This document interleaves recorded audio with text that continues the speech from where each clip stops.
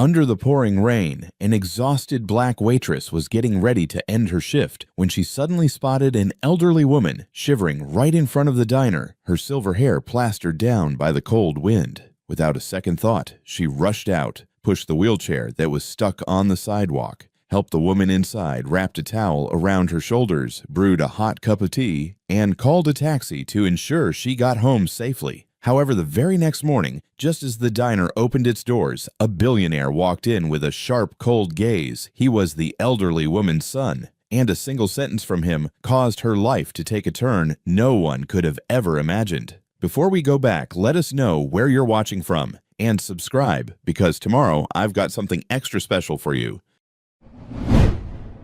The rain came down like God himself was angry at New York City. Grace Thompson stood behind the counter of Lexington Diner, staring at the clock that seemed stuck on 10:47 p.m. Her feet screamed inside her worn-out sneakers. 12 hours. She'd been on her feet for 12 straight hours, and the ache had climbed from her ankles all the way up to her lower back. Table 6 needs a refill. Tony barked from the kitchen window, his face shiny with grease and sweat. Grace grabbed the coffee pot without a word. Pour, smile, clear, wipe, repeat. This was her life. This had been her life for 3 years, ever since her daughter Emma was born, and her boyfriend decided fatherhood wasn't for him. The diner was almost empty. Just old Pete in his usual corner booth nursing his third cup of decaf. The fluorescent lights flickered overhead, casting everything in that sickly yellow glow. Outside, the neon sign buzzed and sputtered, half the letters burned out so it read El Ching on D.I.E.R.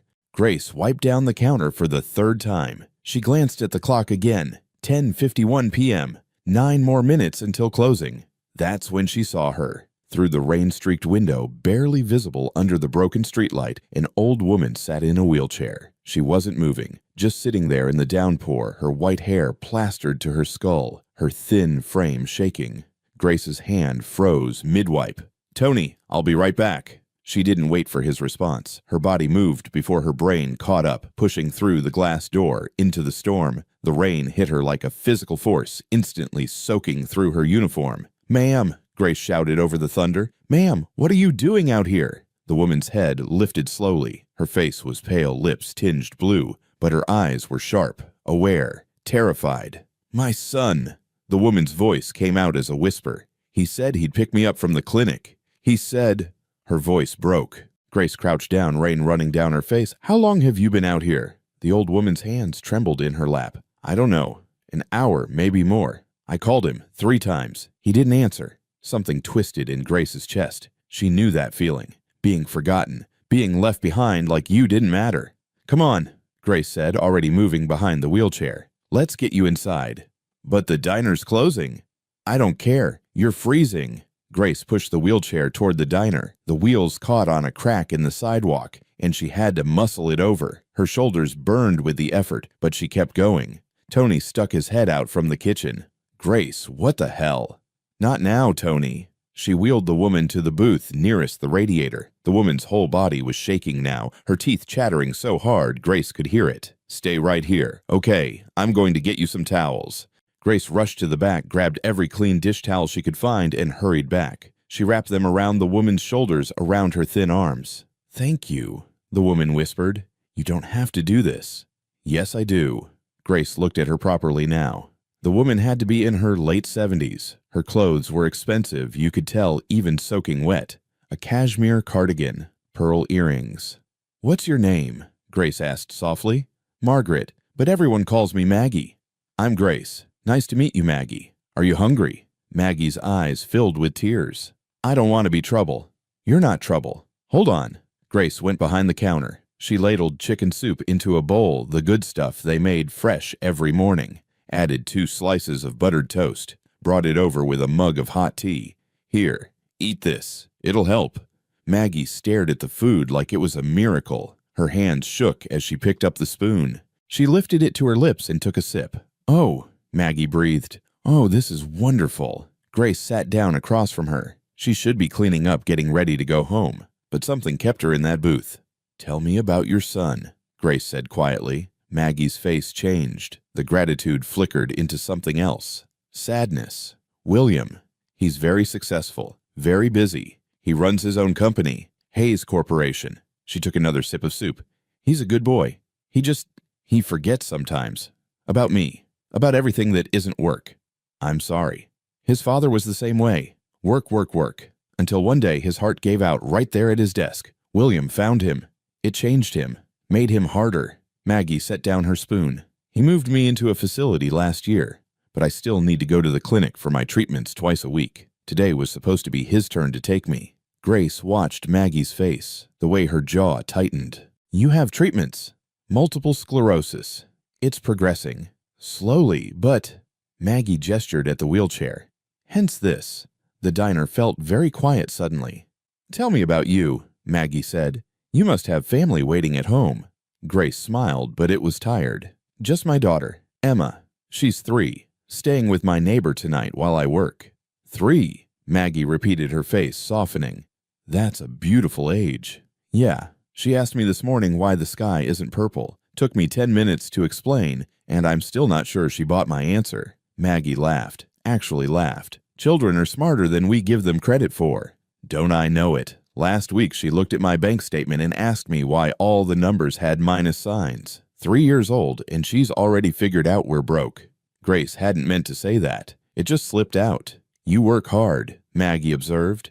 I can see it in your hands. Grace looked down. Her hands were rough, calloused, the nails cut short. They were the hands of someone who'd never had anything handed to her. I do what I have to do. For Emma. She deserves better than this. Grace gestured around the shabby diner. Better than a mom who comes home smelling like fryer grease.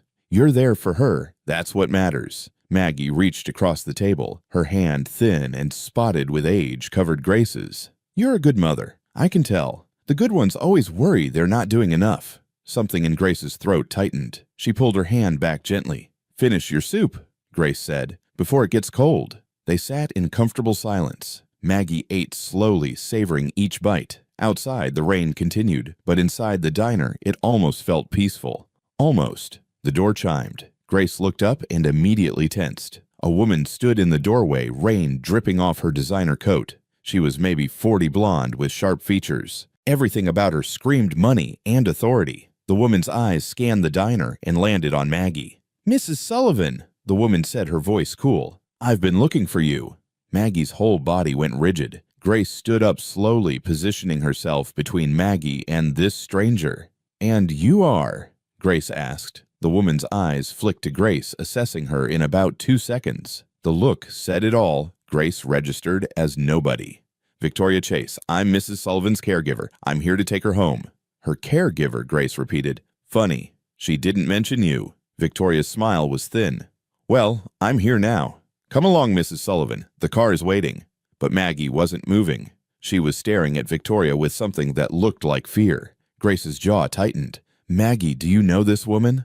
The silence stretched. Grace could hear her own heartbeat. Finally, Maggie nodded. Just barely. Yes, she whispered.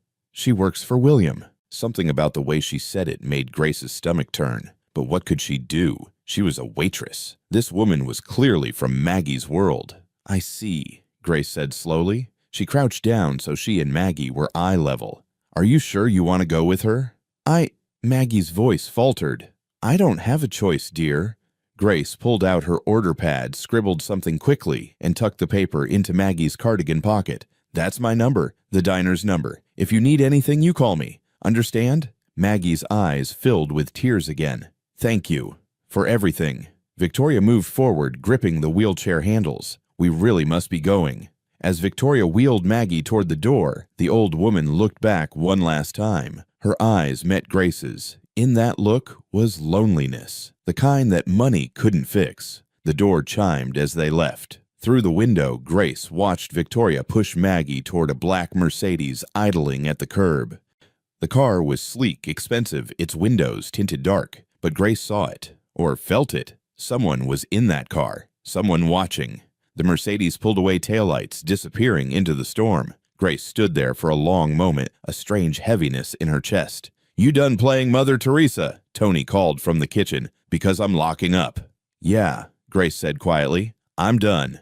She grabbed her coat, flipped the sign to closed, and stepped into the rain. The street was empty now, just puddles reflecting broken streetlights. Grace walked home the same way she always did, 6 blocks north. Turn left on Amsterdam, up 3 flights to apartment 4C. She unlocked her door quietly. The apartment was dark except for a small lamp. Mrs. Chen was asleep on the couch, Emma curled up next to her. "Mrs. Chen," Grace whispered, touching the older woman's shoulder. Mrs. Chen startled awake. "Oh, Grace, you're back." Emma was an angel. "Thank you, really." After Mrs. Chen left, Grace locked the door. Her whole body ached. She walked over to where Emma slept, brushed a curl off her daughter's forehead, kissed her temple softly. "I'm gonna make it better for you," Grace whispered. "I promise."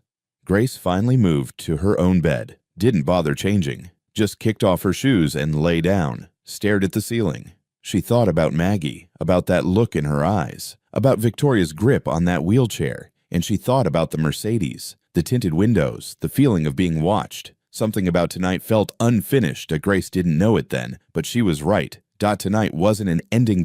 It was the beginning of everything. Grace woke up to Emma's sticky fingers poking her cheek. Mama, you're still wearing your work clothes." Grace's eyes cracked open. Sunlight streamed through the thin curtains, too bright, too early. Her body felt like it had been run over by a truck. "What time is it, baby?" "The clock says 8:30, 8:30 a.m. Grace shot up. She had exactly 90 minutes before her next shift started. 90 minutes to feed Emma, get her to Mrs. Chen's, and make it back across town to the diner. Okay, let's get you some breakfast." The morning passed in a blur. Cereal, cartoons, a quick shower where Grace stood under lukewarm water and tried not to think about how tired she was. She thought about Maggie instead, wondered if the old woman made it home okay, wondered if she was warm, wondered why she even cared. Grace dropped Emma off at Mrs. Chen's apartment at 9:45, kissed her daughter's forehead 3 times for luck, and ran for the bus. She made it to the diner with 4 minutes to spare. Tony was already there, of course, always early, always scowling. "You look like hell," he said by way of greeting. "Good morning to you too." The lunch rush hit at noon. Grace moved through it mechanically. Burgers, fries, coffee, more coffee. A guy at table 4 left a $2 tip on a $30 check and smiled like he'd just funded her retirement. It was 2:17 p.m. when things got weird. The door chimed and Grace looked up from wiping down table 9. A man stood in the entrance, not just any man, the kind of man who didn't belong in a place like Lexington Diner. He wore a charcoal suit that probably cost more than Grace made in 6 months. His shoes were polished to a mirror shine. His hair was silver at the temples, perfectly styled. He looked like he'd stepped out of a magazine ad for expensive watches. The diner went quiet. Even the usual clatter from the kitchen seemed to pause. The man's eyes swept the room and landed on Grace. He walked straight toward her, his movements precise, purposeful. Grace's stomach tightened. She knew. Somehow, she just knew this had something to do with last night. "Grace Thompson." His voice was deep controlled. "Who's asking?" "My name is William Hayes. I believe you met my mother last night." There it was. Grace set down the rag she'd been holding, crossed her arms over her chest. "I did. Is she okay?" "She's fine, thanks to you." William glanced around the diner, his expression unreadable. "Is there somewhere we can talk privately?" "This is as private as it gets. Whatever you need to say it here." William's jaw tightened slightly. He wasn't used to being told no. Grace could tell, but he nodded. "Fair enough. I wanted to thank you for helping my mother. She told me what you did, how you brought her inside, fed her, made sure she was warm." He paused. "I also wanted to apologize. I should have been there. I wasn't. That's on me." Grace studied his face. He looked like Maggie. Same sharp eyes, same bone structure, but where Maggie's eyes held warmth, his held something harder. Control, distance. "Your mother sat in the rain for over an hour waiting for you. She called you 3 times. "I know." His voice was tight. "I was in a meeting. My phone was off. By the time I saw her messages, Victoria had already been dispatched to pick her up." "Victoria?" Grace's tone made it clear what she thought of that. "My chief of staff. She's efficient. She's cold." William's eyebrow raised slightly. "You don't pull punches, do you?" "I don't have time to. I work 2 jobs and raise a 3-year-old on my own. You want sugarcoating? Go somewhere else." Something flickered in William's eyes. Respect maybe, or surprise. He reached into his jacket pocket and pulled out an envelope. "I'd like to offer you compensation for your kindness last night." Grace's spine went rigid. "I don't want your money." It's not charity. Consider it a— I said no. Grace's voice was sharp enough to cut. I didn't help your mother because I wanted something from you. I helped her because she needed help. That's it. That's the whole story. William stood there, envelope still extended, looking at Grace like she was a puzzle he couldn't solve. You're a waitress at a diner that's barely staying open. You have a daughter. I looked into your situation. You what? Grace's voice rose. Several customers turned to look. You investigated me. I needed to know who had contact with my mother. Your mother, right. The woman you left in the rain like she was trash. Grace stepped closer, her voice dropping to something dangerous. You want to make yourself feel better? Write a check to a homeless shelter. Don't come in here throwing money at me like that erases what you did. William's expression hardened. You don't understand the pressures of what? Being rich, being important. Here's what I understand, Mr. Hayes. Your mother is lonely. She's sick. And she's terrified that the one person who's supposed to care about her doesn't have time for her anymore. Grace's hands were shaking now. So take your envelope and your expensive suit and get out of my diner. The silence was deafening. William slowly put the envelope back in his pocket. His jaw worked like he was chewing on words he didn't want to swallow. You're right, he said finally. About most of it. I failed my mother last night. I've been failing her for years. He met Grace's eyes. But you're wrong about one thing. This isn't about making myself feel better. It's about recognizing something rare. And what's that? Someone who saw my mother as a human being, not an inconvenience, not a burden, not a problem to be managed. William's voice was quieter now. That's rare in my world, Miss Thompson, rarer than you might think. Grace wanted to stay angry. It was easier that way, but something in his voice, in the way his shoulders dropped just slightly, made her pause. She's a good person, Grace said. Your mother, in case you forgot. I didn't forget. I just stopped paying attention. William pulled out a business card instead of the envelope. I'm not here to insult you with money. I'm here to offer you a job. Grace blinked. What? A job. At Hayes Corporation, senior consultant position. Your salary would be 10 times what you make here. Are you insane? I'm a waitress. I didn't even finish college. I don't need another MBA who can quote textbooks. I need someone with instincts. Someone who can read people. Someone who sees what others miss. William set the card on the table between them. Think about it. That's all I ask. I don't need to think about it. The answer is no. No. I don't belong in your world, Mr. Hayes, and I'm not interested in pretending I do. William studied her for a long moment. Then he did something unexpected. He smiled, not a polite business smile, a real one. My mother said you were stubborn. She also said you were kind smart and that you made the best chicken soup she'd had in years. He tapped the business card. The offer stands. Call me if you change your mind. Or don't. Either way, thank you for what you did last night. He turned and walked toward the door. His hand was on the handle when Grace heard herself call out. Wait. William turned back. Your mother. She's okay, really. His expression softened. She is. She asked me to tell you thank you. And that she still has your number.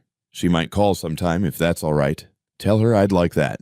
William nodded once, then left. The diner stayed quiet for another beat before the normal sounds of lunch service resumed. Grace looked down at the business card on the table. Simple, elegant. William Hayes, CEO, Hayes Corporation.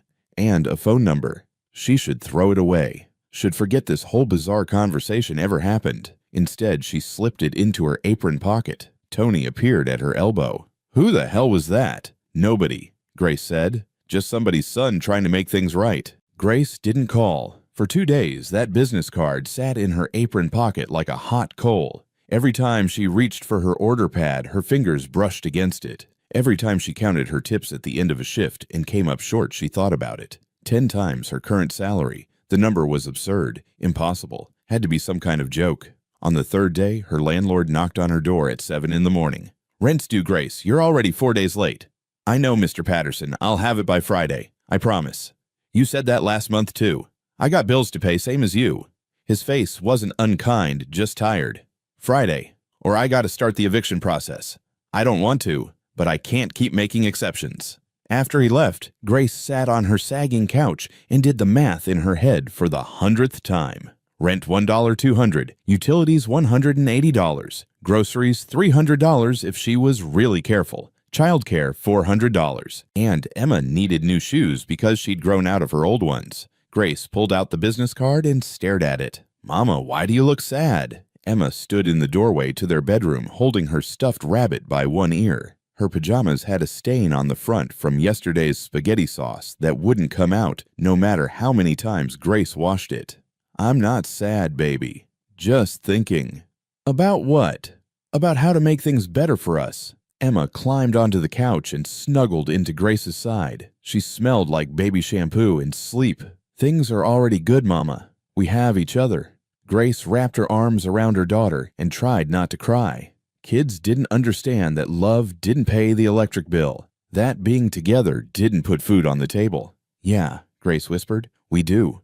That night, after Emma was asleep and the apartment was quiet, except for the usual sounds of the building settling and neighbors arguing through thin walls, Grace picked up her phone. She stared at William Hayes' number for 10 full minutes. This was crazy. She was a diner waitress. She had no business experience, no degree, no connections. What could she possibly offer a corporation? But then she thought about Emma, about the eviction notice that was coming if she didn't figure something out, about the fact that she was 27 years old and already felt like life had beaten her down into something small and tired. Grace dialed before she could change her mind. The phone rang 3 times. Hayes. His voice was crisp, professional. Grace almost hung up.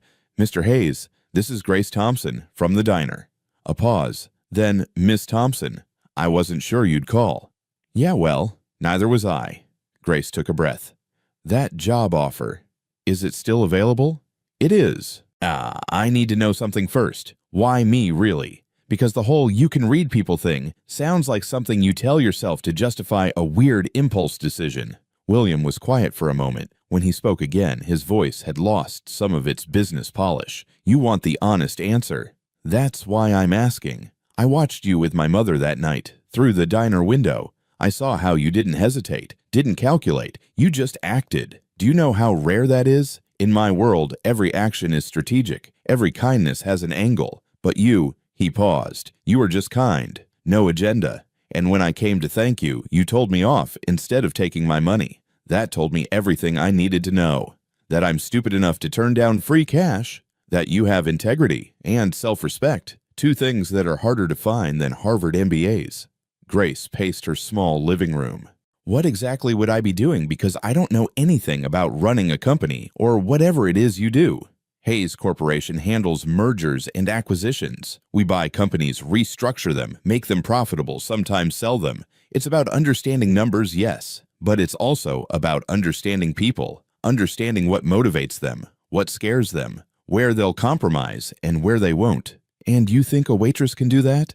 "I think someone who's worked in service for years, who's had to read customers to maximize tips, who's had to negotiate with landlords and juggle bills and survive on her instincts. Yes, I think that person has skills my analysts in their corner offices don't."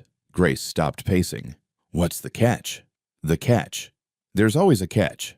Nothing this good comes without strings." William's voice held something that might have been approval. "Smart question. Here's the string. I need someone to help care for my mother as part of the job. Take her to appointments. Spend time with her. Make sure she's not forgotten again." There it was, the real reason. "You're hiring me to be your mother's companion. I'm hiring you to be a consultant who also ensures my mother receives the attention she deserves. 2 jobs, 1 salary. Think of it as efficiency. Think of it as you paying someone to do what you should be doing yourself." "Yes." William's voice was flat. "That's exactly what it is. Because I tried doing it myself and failed, repeatedly. So I'm trying something different." "Is that a deal breaker for you?" Grace thought about Maggie, about those kind eyes and that lonely smile, about how it felt to be forgotten by the people who were supposed to love you. "No," Grace said quietly. "It's not a deal breaker. But I have conditions." "I'm listening." "My daughter, Emma, she's 3. I need childcare covered. Good childcare, not just someone who will stick her in front of a TV all day. And if she gets sick, I need to be able to leave work to take care of her. No questions asked. Done. What else? I need this in writing, a real contract. Because if I'm giving up my job at the diner, I need to know this isn't some whim that'll disappear in a month. You'll have a contract. 1 year minimum guaranteed salary, even if things don't work out. Anything else?" Grace's mind raced. This was really happening. She was really negotiating a corporate job in her pajamas at 11 p.m. on a Wednesday.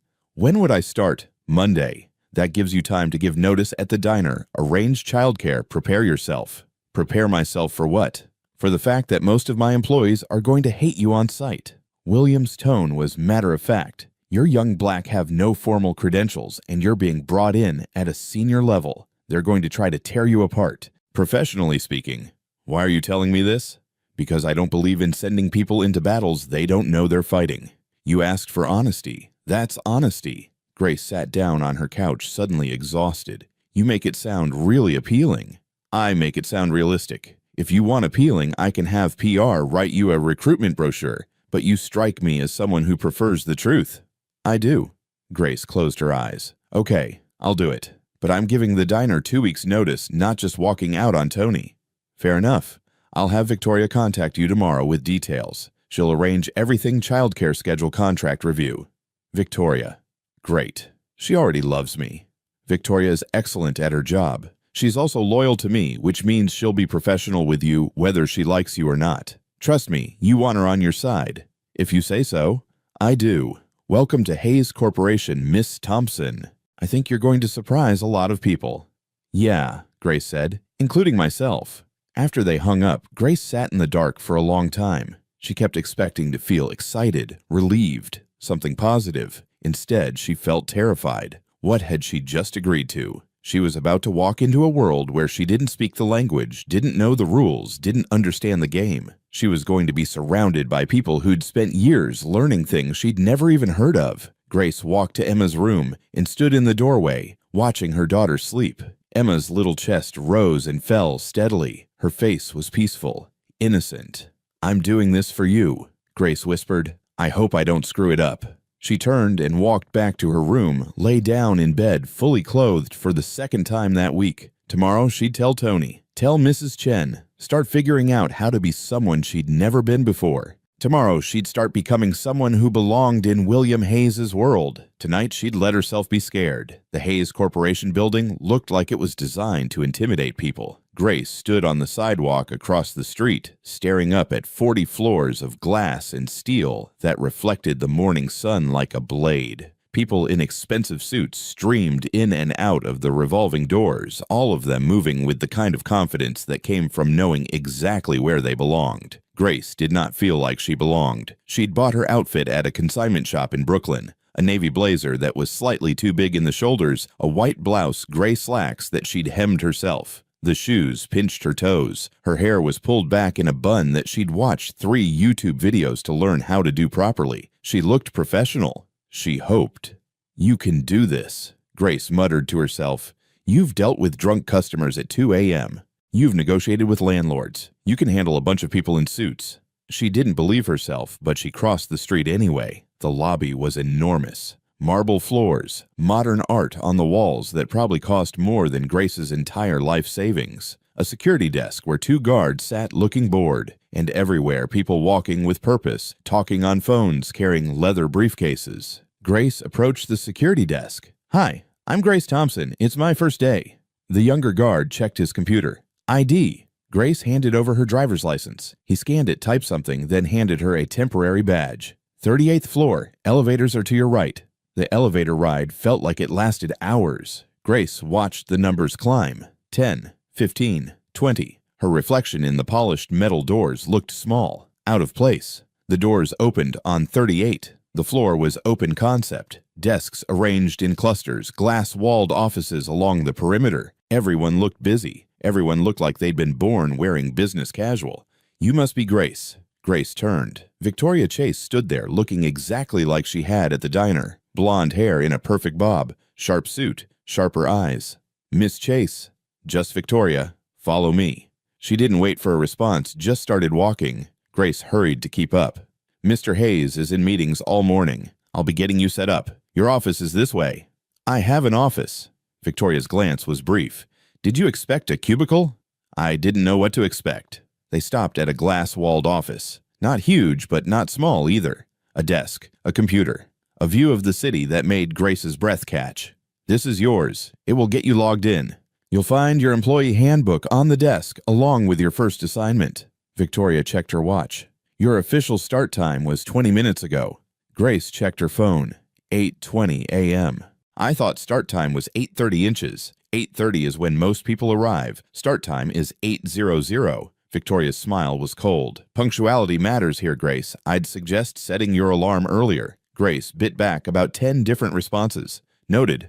Good. Someone from IT will be by shortly. I suggest you review the Orion Group file before your 2 p.m. meeting. Victoria turned to leave, then paused. A word of advice. Don't expect anyone to like you. You weren't promoted from within. You don't have the credentials. And everyone knows why you're really here. And why is that?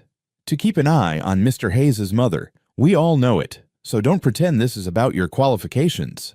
After Victoria left, Grace stood in her office feeling like she'd been slapped. She wanted to leave, wanted to run back to the diner where at least she understood the rules. Instead, she sat down at her desk and opened the file Victoria had mentioned. Orion Group, a manufacturing company, 2,000 employees. Hayes Corporation was considering acquiring it. The proposal recommended immediate restructuring, including the termination of 40% of the workforce. Grace read through page after page of financial projections, cost savings, efficiency improvements, profit margins. Nowhere did it mention that those numbers represented real people, real families, real lives that would be destroyed. She thought about the diner, about watching coworkers get let go when business was slow, about the look in their eyes when they realized they couldn't pay rent that month. Grace pulled out a notebook and started taking notes. Not about the numbers, about the people behind them. You settling in okay? Grace looked up. A young guy stood in her doorway. Early 20s, wearing jeans and a hoodie that said, "Code is poetry." I'm supposed to be settling in. Not sure I'm succeeding. He grinned. You're the diner lady, right? The one who told off Mr. Hayes. News travels fast. This place runs on gossip and coffee. I'm Jake Miller, IT department. He held up a laptop. Here to get you set up. Fair warning, our system is temperamental and occasionally possessed by demons. Grace laughed. She couldn't help it. Thanks for the warning. Jake spent the next hour getting her logged in, explaining the various software systems and casually dropping useful information about office politics. Victoria hates everyone equally, so don't take it personally. Harrison Langford in finance is a sexist dinosaur who thinks women should still be secretaries. And Marcus Webb in strategy is gunning for VP, so he sees everyone as competition. Jake finished configuring her email, but Mr. Hayes is fair, tough but fair. If you do good work, he'll back you up. That's reassuring. Yeah, well, you're gonna need it. That Orion deal, it's Langford's baby. He's convinced the mass layoffs are necessary. If you disagree with him in the meeting, he's going to come at you hard. Grace looked at the file again. What do you think about the layoffs? Jake's expression turned serious. I think numbers on a spreadsheet don't bleed when you cut them. But people do. After Jake left, Grace dove back into the file. She had 6 hours until the meeting. 6 hours to understand a company she'd never heard of, an industry she knew nothing about, and somehow find an alternative to putting 800 people out of work. No pressure. Grace worked through lunch. Didn't even notice when people walked by her office, didn't hear the whispers. She was too focused on the patterns she was seeing in the data. The proposed cuts were all frontline workers, the people who actually made the products. But management positions untouched. The executive compensation packages, still enormous. She started pulling up comparable companies, looking at how they'd handled similar situations, taking notes in her own words, not the corporate jargon that filled the official documents. At 1:45, Grace sat back and looked at what she'd written. It wasn't polished. It wasn't what a consultant would normally present. But it was real. And it was right. She grabbed her notebook and headed to the conference room. The room was already half full. Men in expensive suits sat around a massive oak table. They looked up when Grace entered, and the temperature seemed to drop 10 degrees. Grace took a seat, kept her back straight, met their stares with her own. An older white man with silver hair and a ruddy complexion looked at her like she was something unpleasant he'd stepped in. You must be our new consultant. The pause before consultant was deliberate, mocking. Grace Thompson, you must be Harrison Langford. That's Mr. Langford to you. Then it's Miss Thompson to you. Grace smiled. It wasn't friendly. Langford's face reddened. Do you know who I am? CFO. 20 years with the company. MBA from Wharton. A reputation for cutting costs and bonuses that reflect those cuts. Grace's voice was steady. Yes, Mr. Langford, I know exactly who you are. The room went silent. The door opened. William Hayes entered, and everyone straightened in their chairs. He took the head of the table, his eyes moving around the room and landing briefly on Grace. She couldn't read his expression. Let's begin. Langford, you're up first. Walk us through the Orion proposal. Langford stood, pressed a button on the remote, and a presentation appeared on the screen. He talked for 20 minutes about efficiency, optimization, and shareholder value. Every slide was full of numbers and charts. Not once did he mention the word people. When he finished, he looked around the table with satisfaction. Any questions? I have one. Everyone turned to Grace. William leaned back in his chair. Go ahead, Miss Thompson. Grace stood up. Her hands wanted to shake. She didn't let them. Mr. Langford, your proposal saves $50 million annually by cutting 800 workers, but you haven't accounted for knowledge loss training costs for new hires or the PR disaster when this hits the news. You also haven't considered that most of those workers are in skilled positions that take months to fill. Langford's smile was condescending. And you've determined this. How? By reading people. By reading your own data, and by understanding something you seem to have forgotten. Grace looked around the table. Companies aren't just numbers on a balance sheet. They're made of people. And when you cut people without strategy, without care, you destroy institutional knowledge that can't be replaced. Institutional knowledge. Langford said it like it was a joke. Let me guess. You're going to tell us these workers are valuable because they care about their jobs, because they have families. This isn't a charity, sweetheart. It's business.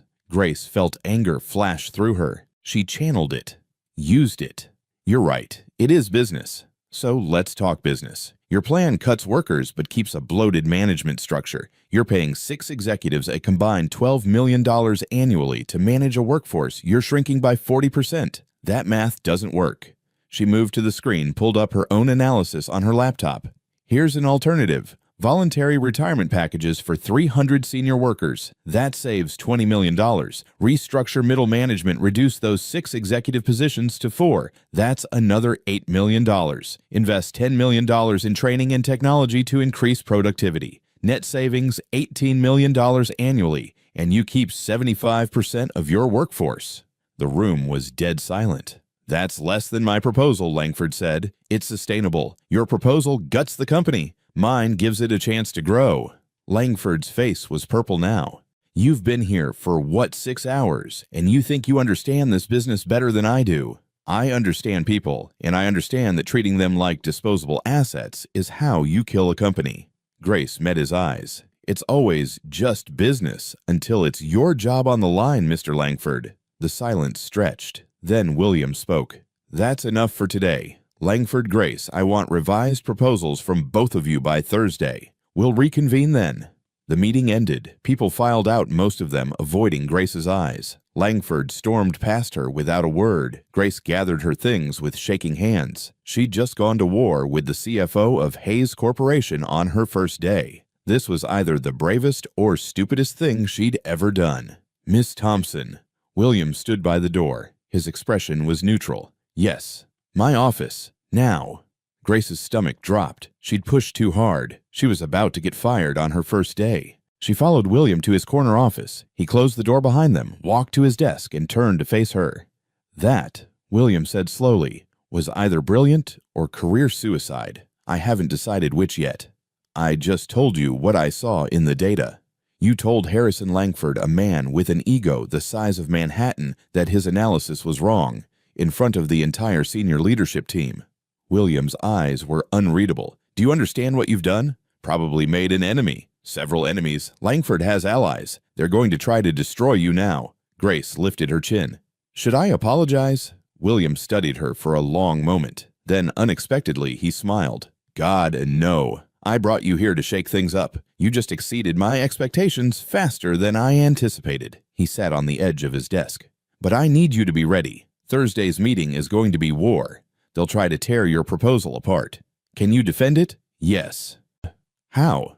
Because I'm right, and because I've been on the other side of those layoffs. I know what they cost in ways your spreadsheets never will. William nodded slowly. Good. Use that. But refine your numbers. Make sure every detail is bulletproof. Jake Miller can help with the data analysis. Don't trust anyone else yet. Why Jake? Because he's honest. And because Victoria vetted him when I told her to find you an ally. William moved back behind his desk. Welcome to Hayes Corporation, Miss Thompson. Try not to get fired before Thursday. Grace left his office and went back to her own, sat down in her chair and stared at the city view without really seeing it. She'd survived her first day. Barely. Thursday came too fast. Grace had spent every waking hour preparing. Jake had helped her refine the numbers, run scenarios, stress test every assumption. They'd worked late Tuesday night, and when Grace checked the clock, it was 2 a.m., and Jake was asleep on his keyboard. Go home, Grace had said, shaking his shoulder. I can finish this. You sure? Yeah. And Jake. Thank you. Really. He'd grinned, exhausted. Hey, someone's got to have your back in this place. Now it was Thursday at 1:55 p.m., and Grace was standing outside the conference room, trying to remember how to breathe. You look like you're about to throw up. Grace turned. Victoria stood there holding 2 cups of coffee. She offered one to Grace. Thanks.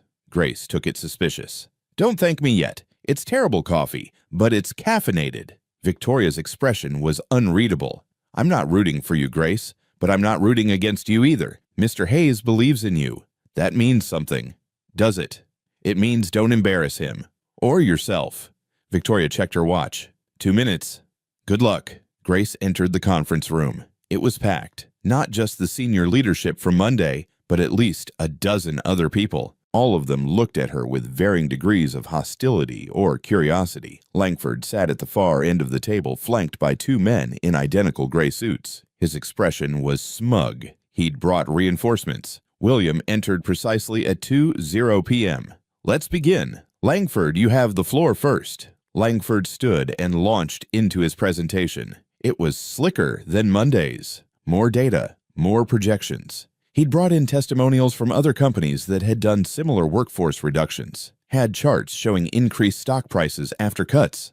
It was impressive. Grace had to admit it. When he finished, several people around the table nodded approvingly. Questions? William asked. One of Langford's allies spoke up. This seems like a sound strategy. The numbers are clear. We'd see immediate returns. Another chimed in. The Orion leadership team supports this plan. They understand the necessity. Grace listened, waited. William's eyes found hers. Miss Thompson, your analysis. Grace stood. Her legs felt steady now. Something had shifted in her during Langford's presentation. She'd stopped being nervous and started being angry. Angry that these men in their expensive suits were talking about destroying lives like it was a chess game. Mr. Langford's presentation is very polished, Grace began. Lot of impressive charts, good data visualization. But there's something missing from every single slide. And what's that? Langford's tone was patronizing. Reality. Grace pulled up her own presentation. No fancy graphics, just numbers and facts.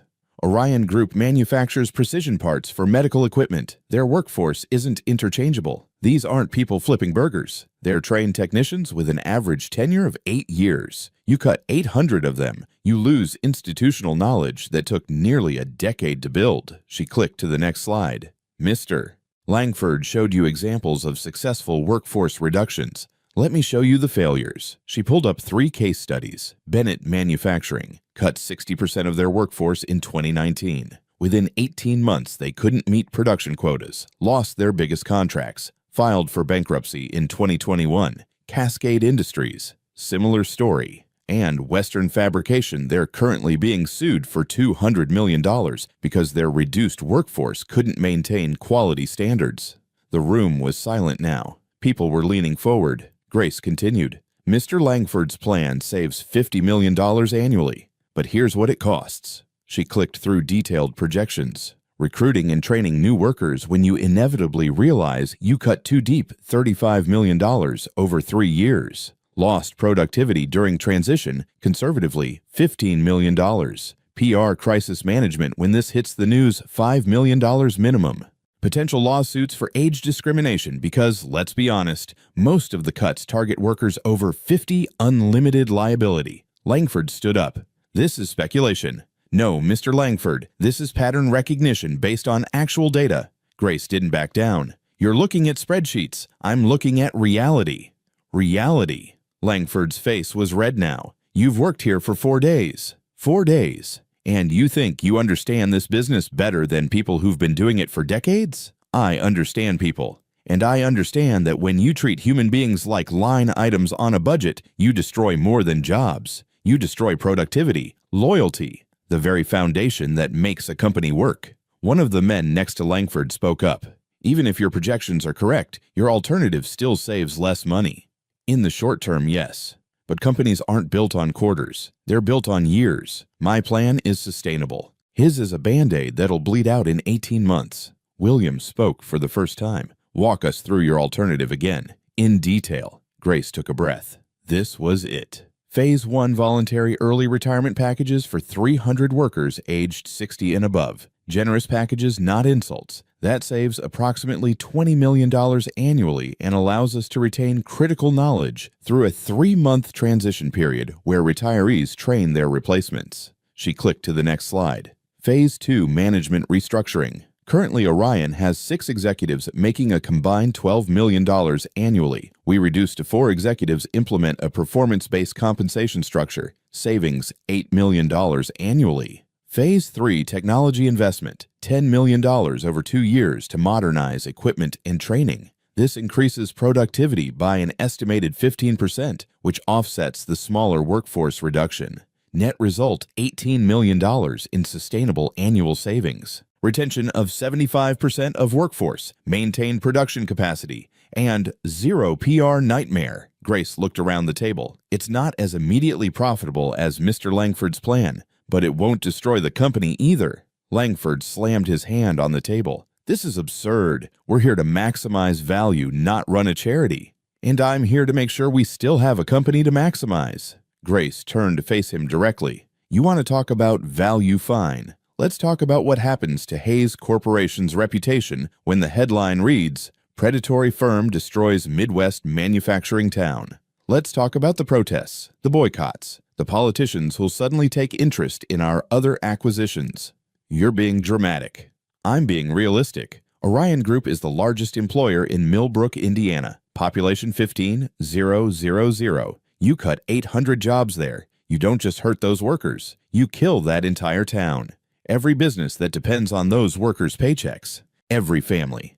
Every kid who won't be able to afford college. Grace's voice was steady. And when that town dies, it'll have Hayes Corporation's fingerprints all over it. Is that the legacy you want? The room was silent. One of the board members Grace didn't recognize spoke up. She has a point about the optics. Another nodded. The PR costs could be significant. Langford looked around, his expression darkening as he realized he was losing support. This is exactly why we shouldn't hire people based on sentiment. This woman has no business experience, no credentials, and she's turning a simple restructuring into an emotional argument. Grace felt the anger flash hot in her chest. She kept her voice level. You're right, Mr. Langford. I don't have an MBA. I didn't go to Wharton. But I've been on the other side of decisions like yours. I've watched good people lose everything because someone in a boardroom decided their lives were worth less than a percentage point on a profit margin. She stepped closer to the table. And you know what that experience is more valuable than any degree, because I know what you can't see in your spreadsheets. I know that Maria Rodriguez in quality control has worked at Orion for 12 years, and she's the only person who can spot defects that would cost us millions in recalls. I know that James Patterson in assembly trained half the current workforce, and his knowledge is irreplaceable. I know these things because I read the employee files, all of them, because unlike you, I actually care about the people we're talking about destroying. Langford's face was purple. How dare you? How dare I what? Tell you the truth, do my job. Grace didn't break eye contact. It's always just business until someone makes you look at the human cost. Well, here it is. 800 people, 800 families. Thousands of lives affected, and the only question that matters is whether we're willing to destroy all of that to make your profit projection look better on paper. The silence that followed was absolute. William stood. I think we've heard enough. I'll need time to review both proposals with the board. We'll reconvene Monday morning with a decision. His eyes swept the room. Dismissed. People filed out slowly. Grace gathered her materials with shaking hands. She'd done it. She'd made her case. She'd also probably just ended her career. Langford walked past her without a word, but his look promised retribution. His allies followed, murmuring amongst themselves. Miss Thompson. Grace looked up. William was still there, along with 2 other people. an older woman with kind eyes and a younger man taking notes. "This is Barbara Chen, head of our board of directors, and Thomas Wright, general counsel." Grace's stomach dropped. "Miss Chen, Mr. Wright." Barbara smiled. "That was quite a presentation, young lady." "Thank you, I think." "Harrison Langford has been pushing aggressive cost-cutting measures for years," Barbara continued. "William brought you in specifically to challenge that approach, but I don't think any of us expected you to challenge it quite so forcefully. I apologize if I overstepped." "Don't." Barbara's voice was firm. "Don't apologize for being right. Or for having courage." She glanced at William. "Your instinct was correct. She sees what others miss." Thomas spoke up. "For the record, your legal analysis was sound. The age discrimination exposure alone could cost us far more than Langford's plan saves." After they left, only William remained. "Well," Grace asked, "am I fired?" "No, but Langford is going to make your life hell now. You embarrassed him twice. He won't forget that." "I didn't mean to embarrass him. I just told the truth." "I know." William walked to the window, looked out at the city. "The board meets tomorrow. They'll make the final decision. But between us, you won the room today." "I did." Barbara doesn't give praise lightly, and Thomas never speaks up unless something has significant merit. William turned back to her. "You did good work, Grace. Really good work." Grace felt something tight in her chest loosen. "Thank you." "Don't thank me yet. This was the easy part." "That was easy." William's smile was slight. "Convincing people with logic and data, that's easy. The hard part comes when someone tries to destroy you for being right. And trust me, that's coming." After he left, Grace sat alone in the empty conference room. She pulled out her phone and saw a text from Mrs. Chen. "Emma's asking when you're coming home. She misses you." Grace typed back, "Tell her mama's coming home soon, and that I love her." She gathered her things and headed out. As she waited for the elevator, Victoria approached. "You survived," Victoria said. "Barely." "Langford is furious. He's already making calls trying to undermine you." "Why are you telling me this?" Victoria pressed the elevator button. "Because Mr. Hayes asked me to keep you informed. And because—" She paused. "Because maybe you're not what I thought you were." The elevator arrived. They stepped in together. "What did you think I was?" Grace asked. "A charity case. Someone William hired to make himself feel better about neglecting his mother." Victoria's eyes met Grace's. "I was wrong. You're not here because of Maggie. You're here because you're actually good at this." The elevator doors opened on the ground floor. "That almost sounded like a compliment," Grace said. "Don't let it go to your head." But Victoria's expression was almost friendly. "See you Monday, Grace. Try to enjoy your weekend before all hell breaks loose." Grace walked out of Hayes Corporation into the late afternoon sun. Her feet hurt, her head hurt, her whole body was exhausted. But she'd done it. She'd faced down the boardroom and won. Now she just had to survive whatever came next. 4 months later, Grace barely recognized her own life. She lived in a better apartment now. 2 bedrooms, so Emma had her own room. New furniture. A refrigerator that didn't sound like it was dying. Emma went to a good preschool where they taught her actual things instead of just parking her in front of cartoons. Grace wore real professional clothes, got her hair done at an actual salon, had business cards with her name and title Senior Consultant, Human Capital Strategy. She still couldn't believe it was real sometimes. The Orion deal had gone through with her restructuring plan. 0 layoffs beyond the voluntary retirements. The local news in Millbrook had run a story calling Hayes Corporation a rare example of ethical business practices. Barbara Chen had sent Grace a personal note. "You saved those jobs and our reputation. Well done." Grace had framed it. Put it on her desk next to the photo of Emma. She'd also gotten close to Maggie. Took her to doctor's appointments every Tuesday and Thursday. They'd have lunch after just the 2 of them talking about everything and nothing. Maggie told stories about William as a boy, about her late husband, about the life she'd lived before MS stole her mobility. Grace told Maggie about Emma, about her own mother who died when Grace was 19, about the dreams she'd had to put on hold when she got pregnant. They'd become friends, real friends. Life was good. That should have been Grace's first warning. It was a Tuesday morning, 7:45 a.m., when Victoria appeared in Grace's office doorway. Her face was grim. "We have a problem." Grace looked up from her coffee. "What kind of problem?" "The kind that could end your career. Come with me." They went to William's office. He was already there along with Thomas Wright and 2 people Grace didn't recognize. Both wore suits that screamed law enforcement. Grace's stomach dropped. "What's going on?" William's face was stone.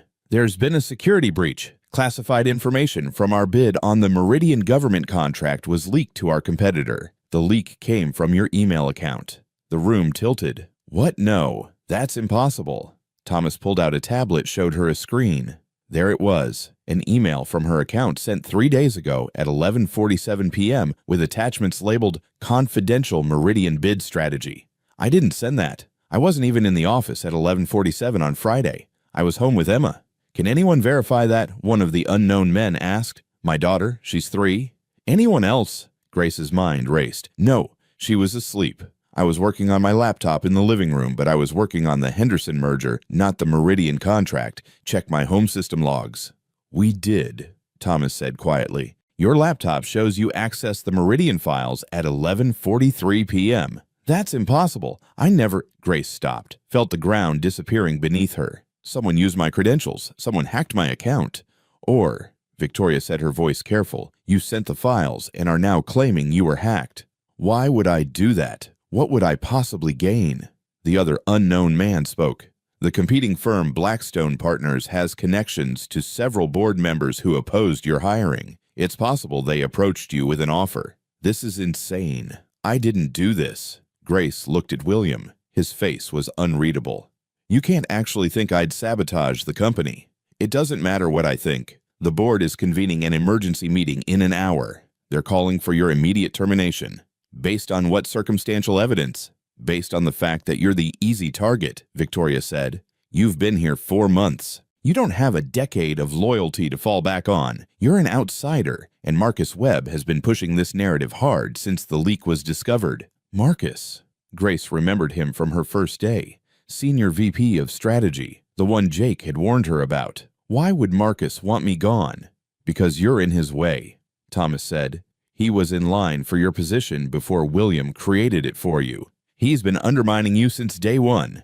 Grace's mind was spinning. "So someone, probably Marcus, hacked my account, sent classified files to our competitor, and now I'm taking the fall." "That's the theory," William said.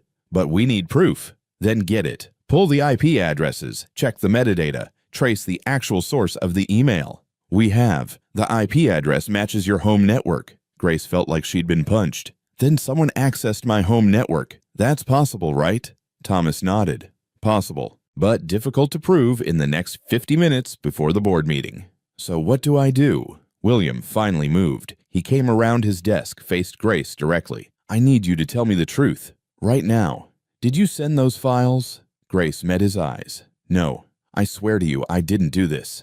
After everything, after I gave you this chance, after my mother." His voice was tight. "I need to know if I made a mistake trusting you." The words hurt more than Grace expected. "You didn't make a mistake. Someone set me up, and I'm going to prove it." "How?"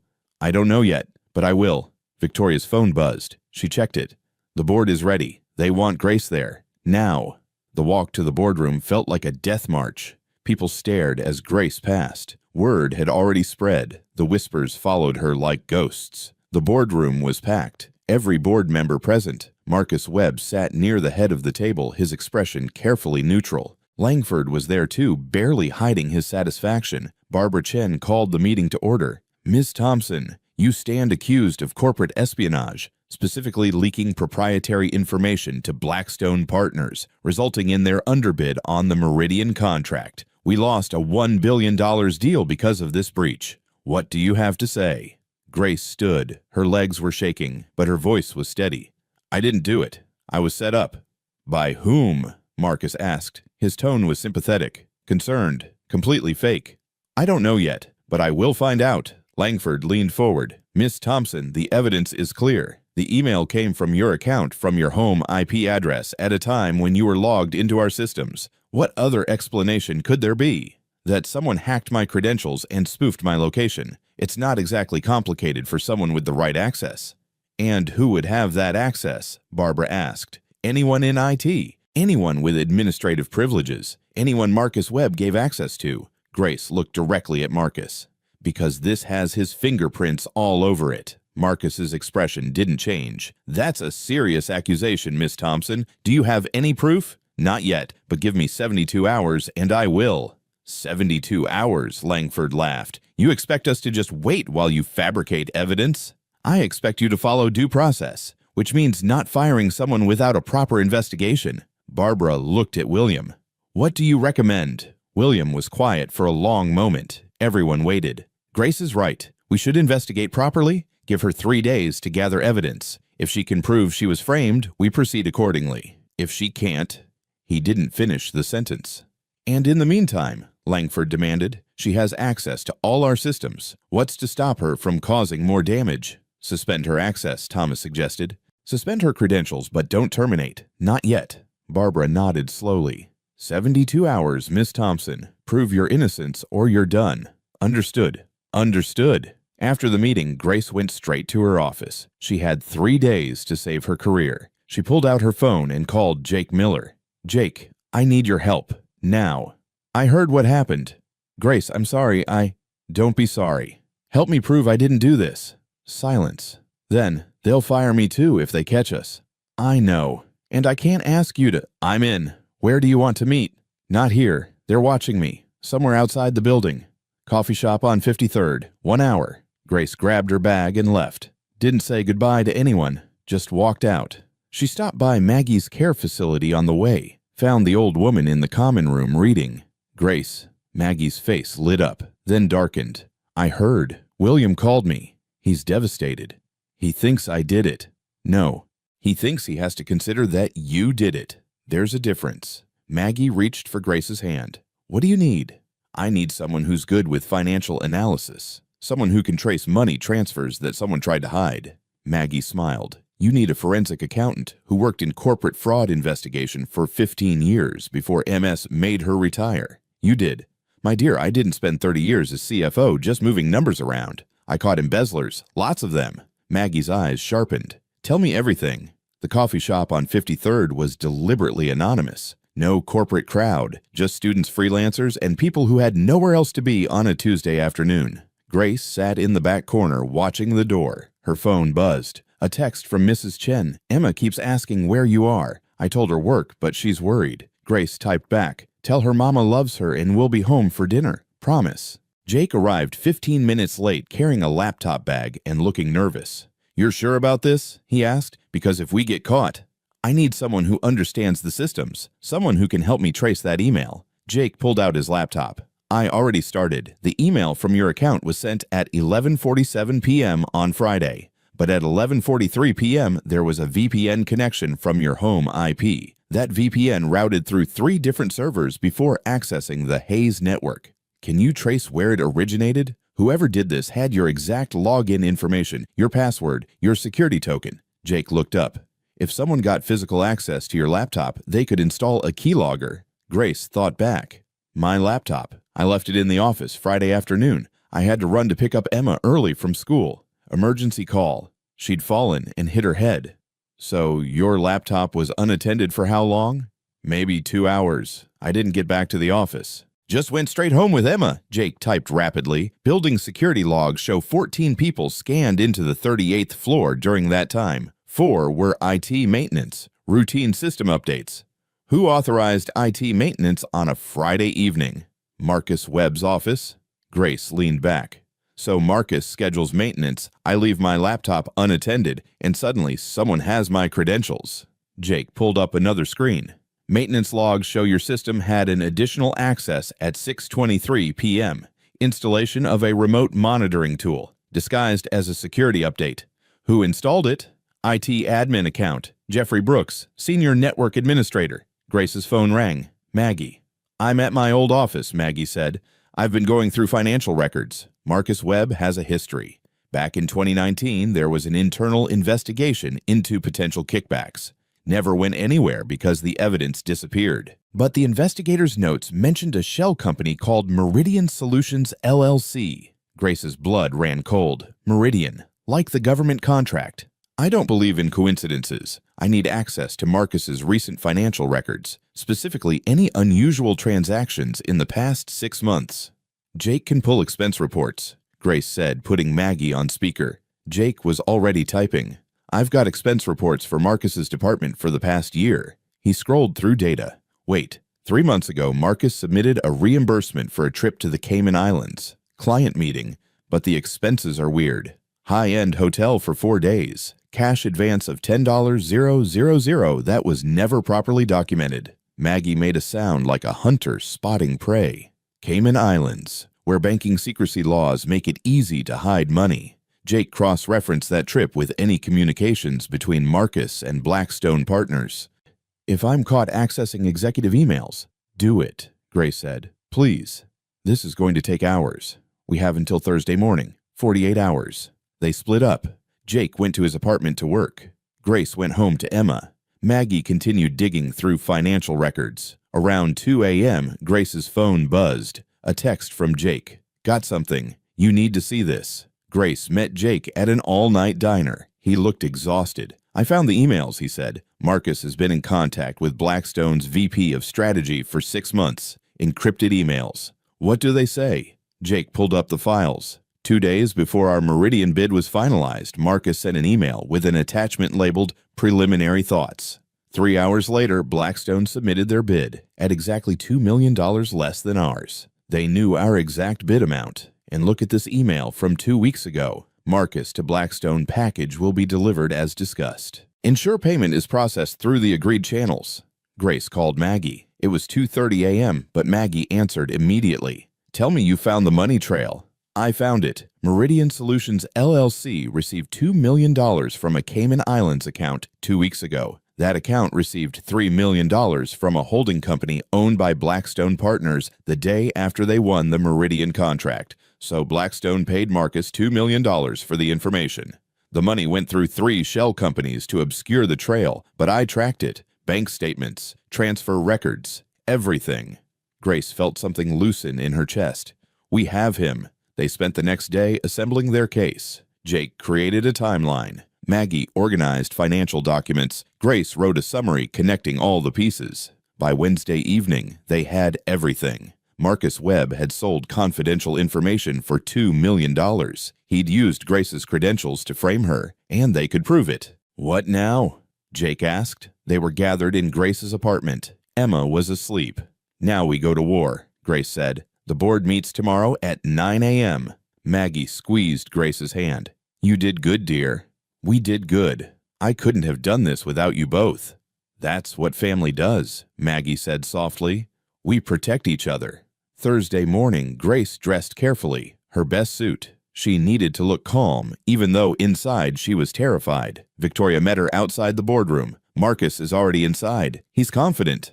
The boardroom filled quickly. William arrived at 8:58. Barbara Chen took her seat. Marcus sat 3 seats down, looking relaxed. At exactly 9:00 a.m., Barbara called the meeting to order. "Miss Thompson, you had 72 hours to prove your innocence. What have you found?" Grace stood. Maggie wheeled herself in behind her, followed by Jake carrying a laptop and documents. Marcus's expression flickered. Surprise, then concern. "Members of the board," Grace began, "I didn't leak the Meridian bid, but I know who did. And I can prove it." Jake connected his laptop to the boardroom screen.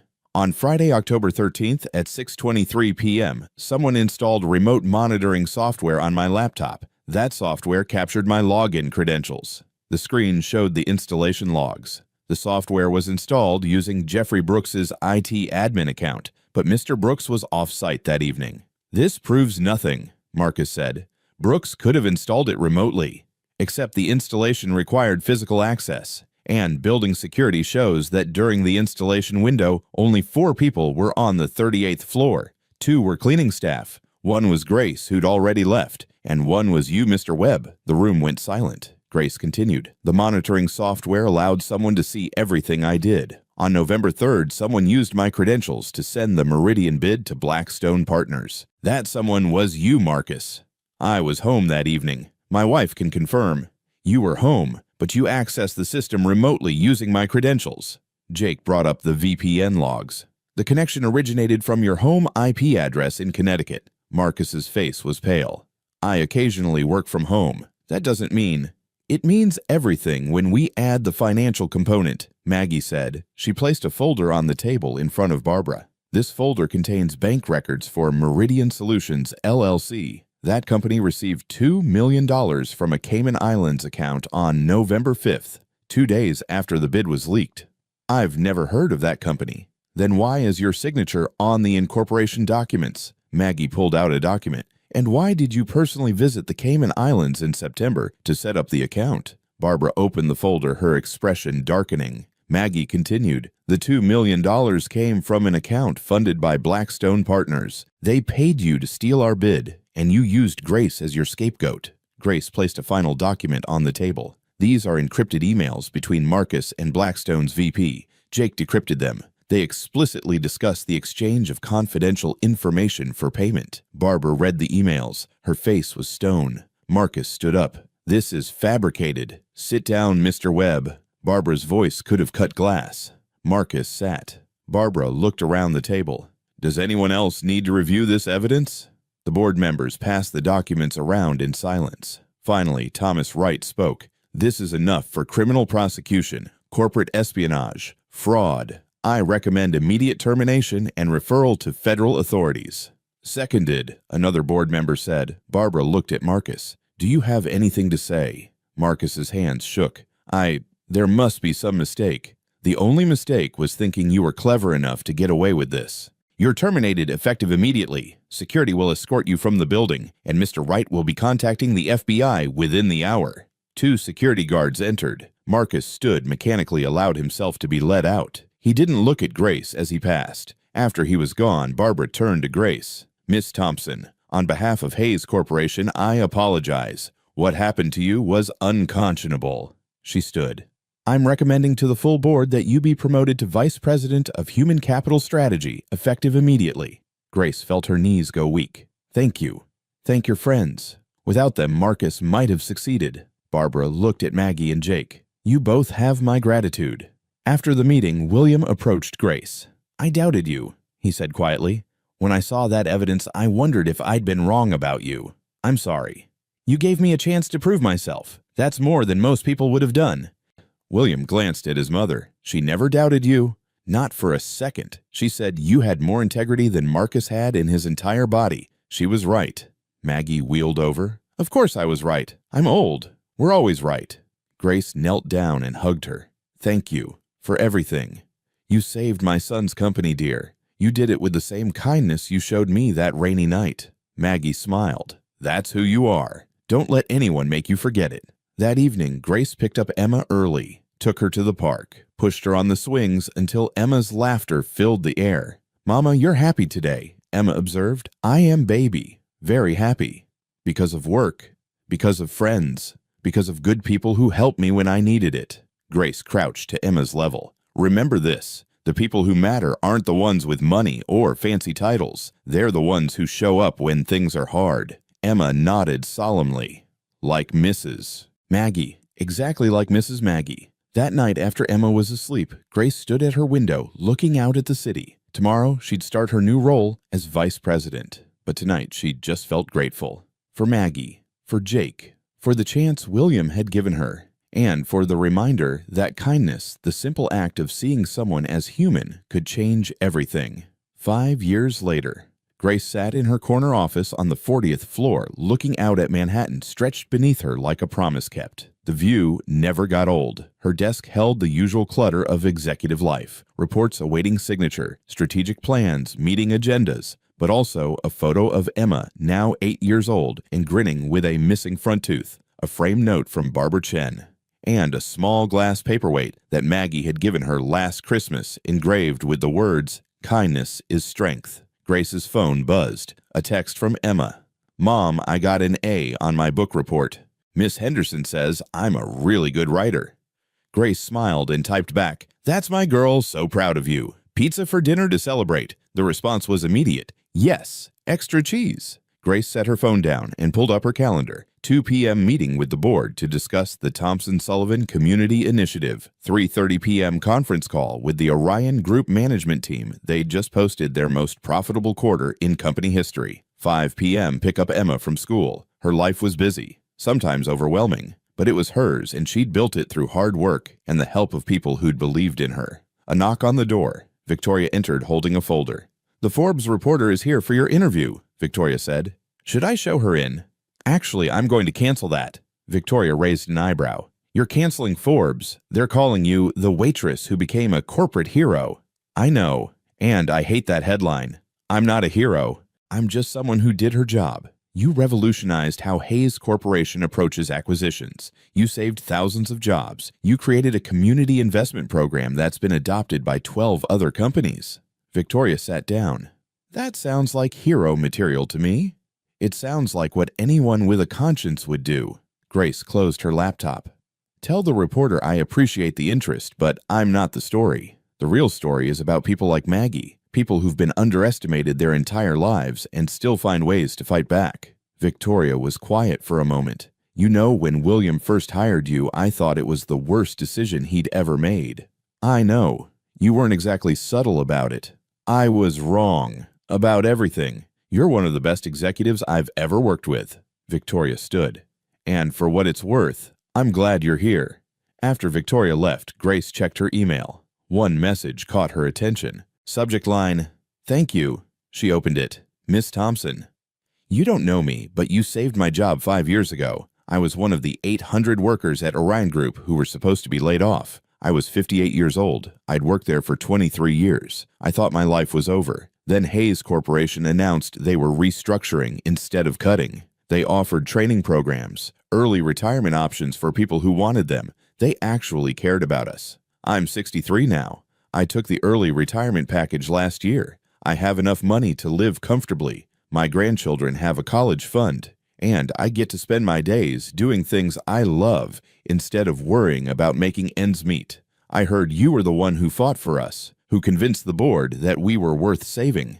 I just wanted to say thank you. You changed my life. Sincerely, James Patterson, former Assembly Line Supervisor, Orion Group. Grace read the email 3 times. Then she forwarded it to William with a note.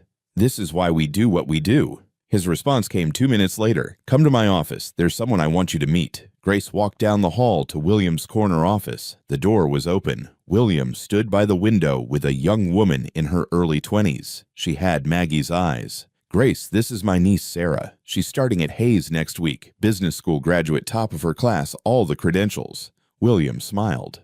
But I told her the most important thing she needs to learn, she'll learn from you. Sarah extended her hand. It's an honor to meet you, Miss Thompson. My grandmother talks about you constantly. Your grandmother exaggerates. No, she doesn't. Sarah's grip was firm. She says you taught her that getting old doesn't mean getting invisible, that everyone has value regardless of age or circumstance. She says working with you reminded her who she used to be. Grace felt her throat tighten. Your grandmother reminded me who I wanted to be. After Sarah left, William gestured for Grace to sit. I wanted to talk to you about something, he said. The board has approved a significant expansion of the community investment program. 5 cities initially with potential for nationwide rollout. That's incredible. It's also a lot of work. Too much for one person to manage alongside your current responsibilities. William leaned back in his chair. So I'm creating a new position, Chief Social Impact Officer, someone who can focus exclusively on making sure Hayes Corporation doesn't just make money, but does right by the communities we operate in. Grace already knew where this was going. You want me to take it? I want you to consider it. It would mean stepping away from some of your operational duties, but it would also mean building something that could outlast all of us. A legacy of actually giving a damn about people. Can I think about it? Take your time. But Grace. William's expression was serious. You've changed this company. You've changed me. I used to think business was just numbers and strategy. You taught me it's about people. I want to make sure that philosophy survives long after we're both gone.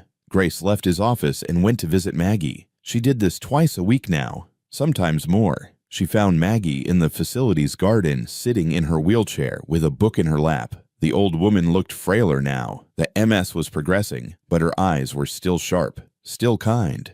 There's my girl, Maggie said, smiling. You look troubled. Grace sat on the bench next to her. William offered me a new position, the Chief Social Impact Officer role. Yes, he told me he was going to ask you. Of course he did. You two talk about everything. We're mother and son. That's what we do. Maggie closed her book. Are you going to take it? I don't know. It's a big change. And I've finally gotten good at what I'm doing now. That's exactly why you should take it. You're not someone who plays it safe, Grace. You're someone who sees what needs to be done and does it regardless of the cost." Grace was quiet for a long moment. "That rainy night when you were sitting outside the diner, did you know it would lead to all of this?" "Of course not. I was just a scared old woman who thought her son had forgotten her." Maggie reached over and took Grace's hand. "But you saw me. Not the wheelchair, not the disease, not the rich woman slumming in a poor neighborhood. You just saw someone who needed help, and you helped. That's who you are." "I was just doing what anyone would do." "No, dear. That's what you think anyone would do. But most people walked past me that night." "You didn't." Maggie squeezed her hand. "Take the job. Build something beautiful. Show the world that business doesn't have to be brutal to be successful." That evening, Grace picked up Emma from school. They went to their favorite pizza place, the one that knew their order by heart. "Mom," Emma said through a mouthful of extra cheese, "what does your company do?" "We buy other companies and help make them better." "Like fixing broken things?" "Sort of. More like helping them work better." "That's cool." Emma took another bite. "When I grow up, I want to help people too. Like you do." Grace felt her eyes sting. "You already help people, baby. You're kind. You care about others. That's the most important thing." "Mrs. Chen says you're the smartest person she knows." "Mrs. Chen is very kind. She says you started out as a waitress and now you're a vice president. That's like going from a caterpillar to a butterfly." Grace laughed. "That's actually a perfect way to put it." That night, after Emma was asleep, Grace stood at her window again.